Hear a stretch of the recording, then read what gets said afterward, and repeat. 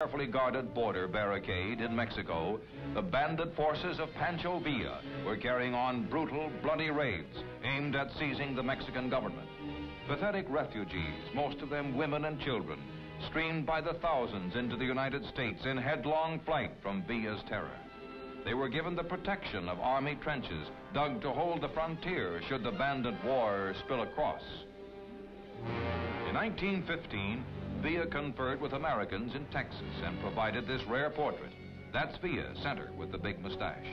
An intrepid cameraman got these equally rare pictures in the rebel chieftain's hideout. At Olmedo, Texas, a burning railroad bridge and a wrecked train lying on its side were left in the wake of a shocking bandit attack on American territory. Then on March 9th, 1916, came the most defiant Villa raid of all. You are in the wreckage-strewn streets of Columbus, New Mexico, the first and only U.S. community to be pillaged by a foreign force since the War of 1812. A rain of bandit bullets took the lives of 17 Americans and aroused the nation to immediate action. In New York and across the country, National Guardsmen poured from their armories to form a punitive expedition into Mexico. Their orders: to pursue and capture the bandit chieftain and bring him back for trial. Crowds lined Fifth Avenue to give the men of the 71st Regiment a rousing send-off. In Peekskill, New York, the first volunteer armored motor battery in the United States rattled into action. The auto age had really arrived. At railroad stations, troops entrained for the border amid tearful goodbyes. Not since the war with Spain 18 years before had Americans seen their sons off to battle. It was just a little campaign long ago, soon to be overshadowed. But for those who lived these farewells, it couldn't have been more poignant. For the trip south, some troops had air-cooled accommodations.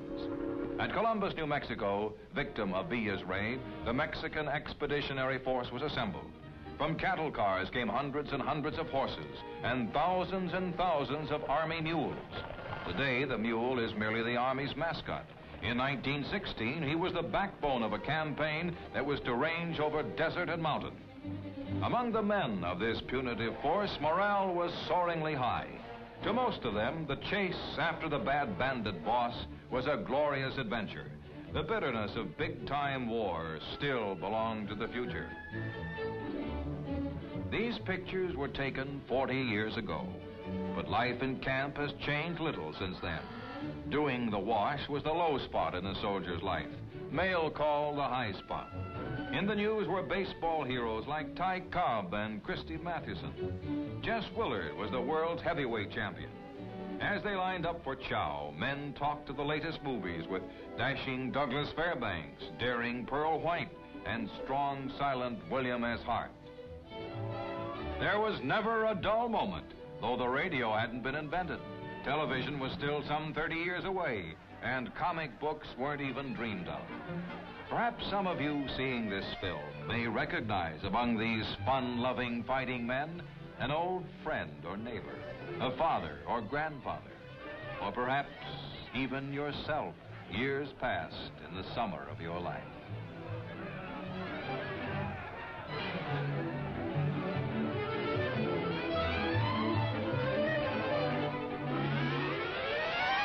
Leader of the Mexican Expeditionary Forces was an obscure general, John J. Pershing, on the brink of undying fame as the commander of the AEF.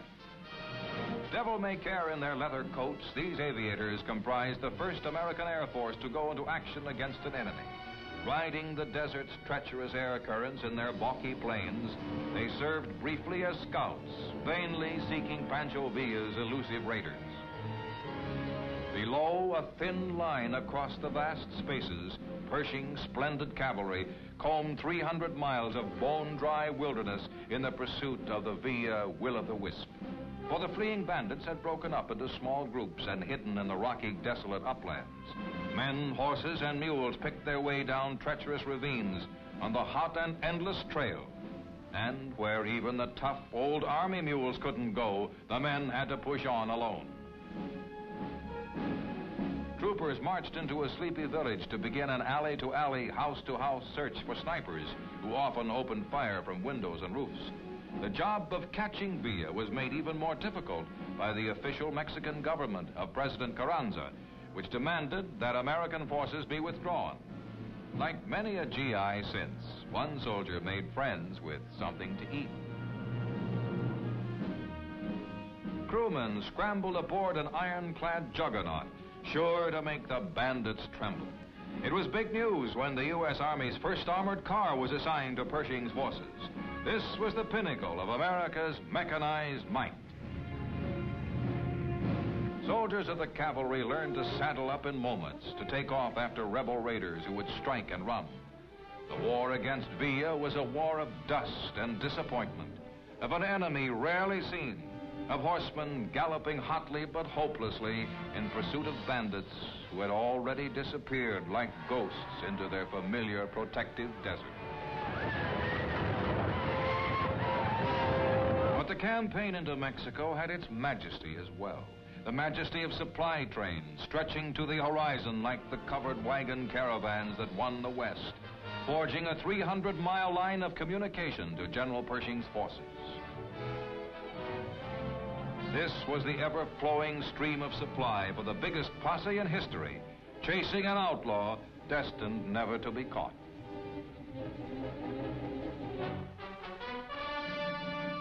Back home, the spotlight swung to the conventions.